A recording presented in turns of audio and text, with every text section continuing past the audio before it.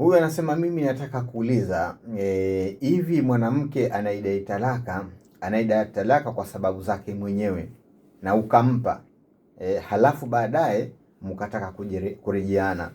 Je, inaruhusika? Inaruhusika kuoana tena? Maalim Abu huyu anatokea maeneo ya Kinuni. Mwanamke anaweza kujiondoa kwenye ndoa, lakini awe na sababu za msingi. Kama hana sababu za msingi, tunamwachia na Mwenyezi Mungu, kwa sababu si jambo zuri. Sasa akiomba talaka halafu mume akaitoa talaka kwa ombi la mke wake, basi ni talaka kama talaka nyingine yote tu, kwamba ni talaka imetoka, kaitoa mume. Hata kama aliombwa na mkewe atoe talaka, katoa. Kwa hivyo mambo yote yataenda vile vile, kuwa kama alivyokuwa kamwacha, halafu yumo ndani ya eda, ataweza kumrudia. Ikisha eda atakwenda kumuoa ndoa nyingine, ikiwa anamtaka tena, ikiwa ni talaka ya kwanza au talaka ya pili, ama ikiwa talaka tatu, ndio tunasema kimoja imetoka, mpaka aolewe na mwingine bila mipango, aachwe bila mipango, amalize eda, halafu aolewe tena na yule jamaa, ikiwa ni ya tatu. Ama ya kwanza na ya pili itakwenda vile vile, kwamba mwanamke kaomba talaka, kapewa talaka. Sisi tunachoa ni mume kamwacha mke wake, basi kwa mujibu wa sheria. Swala kwamba kamuomba nani, hayo ni yao wao wenyewe. Lakini ikiwa mwanamke kataka atoke kwenye ndoa, inaitwa khulu. Kwa hiyo yuko tayari yeye kutoka kwenye ndoa, mume hataki kutoka kwenye ndoa, anayetaka kutoka kwenye ndoa ni mke. Akamwambia basi nirudishie mali yangu, unipe gharama kiasi fulani, akakubali, ukafanya hivyo, inaitwa khulu. Kajiondoa mwanamke kwenye ndoa kwa kulipa gharama. Basi hapa itakuwa hawezi kumrejea tena. Akimtaka waanze mazungumzo upya, kuanzia posa mpaka ndoa, kila kitu kianze upya. Hiyo inaitwa khulu. Anasema habari za hapo mjengoni, nzuri kabisa. Anasema swala langu ni ipi tofauti kati ya tahiyatu ya raka ya pili na ya mwisho, yani raka ya 4?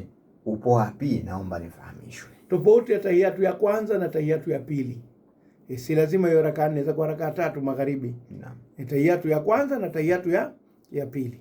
Sasa tahiyatu ya kwanza inasomwa kwa ufupi, haimaliziwi mpaka mwisho kule. Maana ukiamua kusoma tahiyatu yote mpaka mwisho, utamsalia mtume sala Ibrahimia yote, Allahumma salli ala Muhammad wa ali Muhammad kama sallaita ala Ibrahim wa ali Ibrahim wa barik ala Muhammad wa ali Muhammad kama barakta ala Ibrahim wa ali Ibrahim fil alamin innaka Hamidu Majid. Alafu unatoa na salamu. Ile ndio tahiyatu ya mwisho, yani unamaliza mpaka mwisho. Tahiyatu ya mwanzo mfano wake ni half time, mechi haijesha. Kwa hivyo mko katikati ya kiwanja. Kwa hivyo ukifika shahada la ilaha illallah wa shahada anna Muhammadan Rasulullah, basi umemaliza tahiyatu ya kwanza. Wengine wanasema shahada la ilaha illallah shahada Muhammadan abduhu wa rasuluhu, umaliza. Unamsalia mtume kwa ufupi, unasema Allahumma salli ala Muhammad wa ali Muhammad, basi. Na wengine hawamsalii kabisa, wananyanyuka, alafu wanarudi tena, ndio wanakuja kuifanya ile ya mwisho. Kwa hivyo ya kwanza inakuwa nusu, ya pili inamalizia. Huyu anasema asalamu alaykum. Wa alaykum salaam wa rahmatullahi wa barakatuh. Nikiwa kwenye swala nikasahau kurukuu moja kwa moja nikaenda kwenye sida. Lakini ngoja tuweke dokezo. Yule ambaye amesali mfano sala ya dhuhuri au alishai au alasiri raka 4, akasoma tahiyatu yote mpaka mwisho kwenye tahiyatu ya kwanza, hakutoa salamu tu, akanyanyuka akaendelea, haina tatizo, sala yake itakuwa imesihi. Lakini kapitiliza tu, kasoma mpaka mwisho. Lakini haki yake alikuwa asome mpaka pale anaposhahadia tu shahada la ilaha illallah shahada Muhammad Rasulullah, basi pale anaweza kumsalia mtume kwa ufupi, Allahumma salli ala Muhammad wa ali Muhammad, hapo karudi. Tayeb, huyu anasema nikiwa kwenye swala nikasahau kurukuu moja kwa moja nikaenda kwenye sida. Je, nikikumbuka hapa nirudi kwenye rukuu au kwenye kisimamo alafu ndo nirukuu? Urudi kwenye kisimamo kidogo alafu urukuu ukikumbuka. Lazima urudi kurukuu kwa sababu ni nguzo. Lakini huwezi kurudi kutoka kwenye sijida ukaishia kwenye kuinama. Urudi kidogo juu halafu uingie kufanyaje? Kwa sababu ulipokwenda kwenye sijida moja kwa moja hukuinama kutoka kwenye kisimamo. Na hapa ikiwa unakuja tu ukaja ukainama tu kurukuu, ina maana umeinama vile vile bila kutoka kwenye kisimamo, na haki ya kuinama iambatane na kutoka kwenye kisimamo. Kwa hiyo rudi simame kidogo sana ili uweze kuinama kwa ajili ya kurukuu. Tayeb. Huyu anasema msikilizaji, usipige simu sasa hivi, tupo kwenye ujumbe mfupi. Mtoto kazaliwa akatupwa jani, akaokotwa, akapelekwa nyumba kulelea watoto. Je, huyu atakuwa yatima wa baba? Kaokotwa. Aliyeokotwa si yatima, ataibaki hivyo mtoto aliyeokotwa. Sasa inawezekana kwamba katupwa na babake alishakufa, au katupwa babake yuko hai, au katupwa ni mtoto alizaliwa ndani ya ndoa, au katupwa mtoto kazaliwa nje ya ndoa. Sisi hayo hatuyajui. Sisi tunayajua kwamba huyu mtoto kaokotwa, kwa hivyo atalelewa kama mtoto aliyeokotwa. Yakijitokeza hayo mbele baadaye kuja kubainika kwamba ni mtoto wa nani na babake kama yuko hai au alishakufa au ni mtoto wa nje ya ndoa, tena ndio tutakuja kuyajadili hayo baadaye. Lakini kwa sasa madhali kaokotwa, atachukuliwa tu mtoto aliyeokotwa bila kujali kwamba wazee wake ni watu wa aina gani. Ndio maana ya kuokotwa. Tayeb. Anasema asalamu alaykum Shekhe, kule Tanga kuna ile ya kwamba kaka mtu akifariki mdogo mtu anamrithi mke wa kaka. Je, Shekhe, hii ikoje kidini? Bwana Juma Abdallah huyu anatokea Chukwani. Asili ya jambo hili ni mila ya Kiisraeli. Katika mila za Waisraeli, mila nasema, akifa mkubwa kaka kaacha mke au wake, wadogo zake wanarithi moja kwa moja bila kuoa, kwa ndoa ile ile iliyofungwa na kaka yake.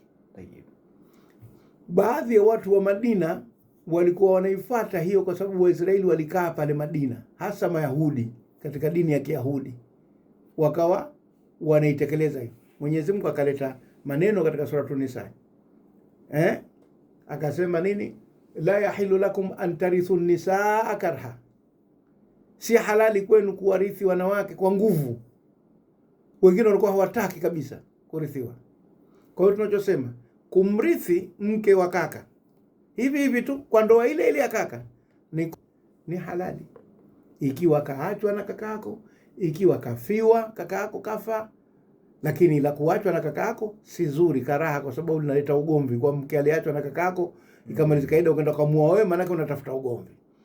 Lakini kama alikufa alafu yule akakaenda miezi 4 na siku 10 ikamalizika, ukaenda ukamposa wewe ukamuoa, na hasa kama kazaa naye watoto, ili upate kulea watoto wa nani? Wa kaka yako, watakuwa baba wa kambu na ami yao kwa wakati mmoja. Hilo si kosa lolote, na wakati mwingine linakuwa ni jambo zuri. Sasa ziko familia zimeimarika kwa namna hiyo. Nazijua mimi kesi mbili. Moja, mtu amefiwa na mkewe na watoto ni wadogo, akakaa baada ya muda akaenda kaoa ndugu aliyekuwa mke wake, marehemu mke wake, na yeye akazaa naye watoto, akawalea na wale mayatima. Kwa hiyo wale mayatima waleo na mama kambo ambaye pia ni mama yao mdogo. Kwa hivyo ule uchungu na uhasama na nini hakuna. Na kesi nyingine naijua, kaka mtu amefariki, alafu mwanamke alipaliza eda, akatoka huyu mdogo wa yule kaka aliyefariki, akaenda akamuoa yule mwanamke na akazaa naye watoto. Ikawa sasa wale kuna watoto wawili, wale wa mwanzo wa yule kaka ambaye huyu baba wa kambo ni baba yao mdogo, na alafu watoto wa pili wa huyu baba mdogo nao ni mama mmoja na wale watoto baba mkubwa. Ikajenga familia moja nzuri sana na ni imara. Kwa hivyo kwa njia ya kuoa haina tabia, lakini kwa njia ya kumrithi tu bibi, hiyo sheria dini ya Kiislamu haikubali. Wallahu a'lam. Huyu anasema asalamu alaykum, mwezi wa Ramadhani anasema mume wake huwa hajitoharishi na kuswali kwenyewe pia haswali.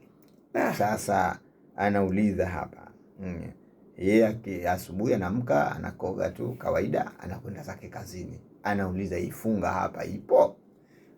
Yeye aendelee kumnasihi na kumpa mawaidha huyo mwenzake anayefanya hivyo, wala asitake kuachana naye, hasa itakapokuwa umeshazaa na umeshajenga maisha.